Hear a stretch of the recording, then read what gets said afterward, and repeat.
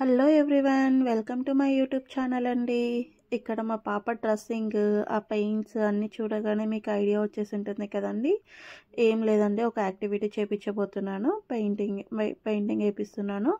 So వాటికి ముందుగా కావాల్సింది మనకి ఏంటంటే కలర్స్ కావాలి, ఫెవిక్విక్ కావాలి, ఏ4 సైజ్ షీట్ ఎంతైతే ఉంటుందో అంత కార్డ్బోర్డ్ కావాలండి. ఇక్కడ ముందే నేను కట్ చేసి పెట్టుకున్నాను కార్డ్బోర్డ్.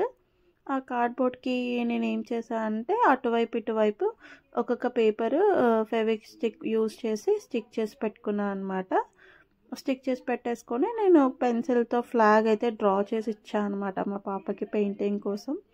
మీరు ఇప్పుడు వీడియోలో చూస్తున్నారు కదా, అలా ఫ్లాగ్ డ్రా చేసి కలరింగ్ కోసం నేను బ్రషెస్ ఇస్తే మెస్ చేస్తారని చెప్పేసి ఇయర్ బడ్ ఇచ్చాను అనమాట.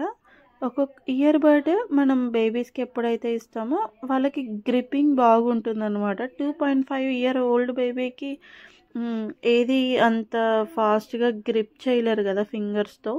సో అందుకోసం నేను ఇయర్ బడ్ యూజ్ చేశాను బ్రష్ బదులుగా. యూజ్ చేసి నేను అలా మా పాపకి ఎలా అయితే చూపిస్తున్నాను చూసారు కదండి. ఇక్కడ గ్రీన్ కలర్ అయితే ఫిల్ చేసింది మా పాప.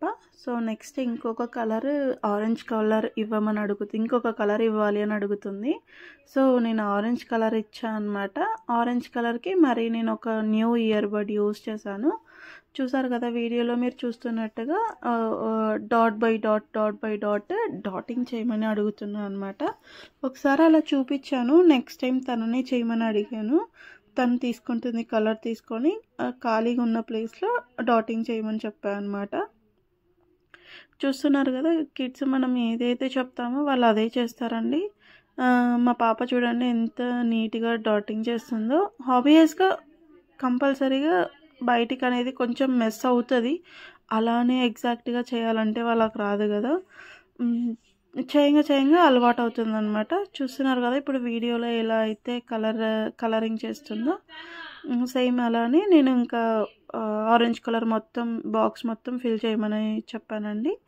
ఆరెంజ్ కలర్ మొత్తం ఫిల్ చేసిన తర్వాత నెక్స్ట్ కలర్ అంటే మనం మిడిల్ బాక్స్లో వైట్ కలర్ నింపాలి కదా, వాటికి కూడా ఒక న్యూ ఇయర్ బడ్ తీసుకొని వైట్ కలర్ వేయమని చెప్తున్నాను.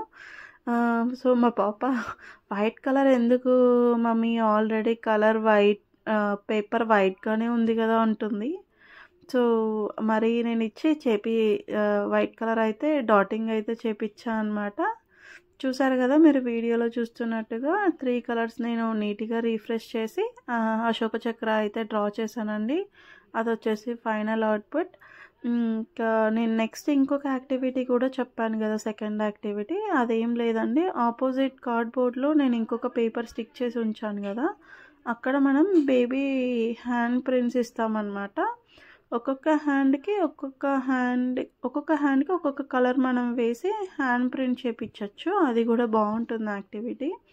ఇప్పుడు మీరు ఏదైతే వీడియోలో చూస్తున్నారో అక్కడ ఒక చేతికి నేను గ్రీన్ కలర్ పెయింటింగ్ అనేది వేసి అలా హ్యాండ్ ప్రింట్ చేపిస్తున్నాను అనమాట. కొంచెం మనం మంచిగా ప్రెస్ చేసామంటే ప్రింట్ అనేది బాగా వస్తుందండి. డ్రై అవ్వకముందే ప్రింట్ చేపించాలి. ఇక్కడ 2 ఫింగర్స్కి ఆల్రెడీ డ్రై అయిపోయింది, సో నేను మరీ వేసి ప్రింట్ చేపించాను. నెక్స్ట్ ఆరెంజ్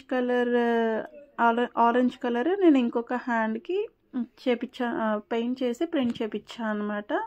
అవుట్పుట్ అయితే చాలా బాగా వచ్చిందండి.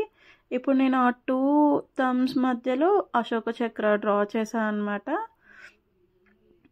చూసారు కదండి, వాళ్ళకి ఇంట్రెస్ట్ ఉంటుంది. ఎవ్రీ వీకెండ్ ఏదైనా ఒక యాక్టివిటీ చేపిస్తే వాళ్ళు కూడా చాలా రీఫ్రెషింగ్గా ఫీల్ అవుతారు అనమాట kids. That's all for the video అండి.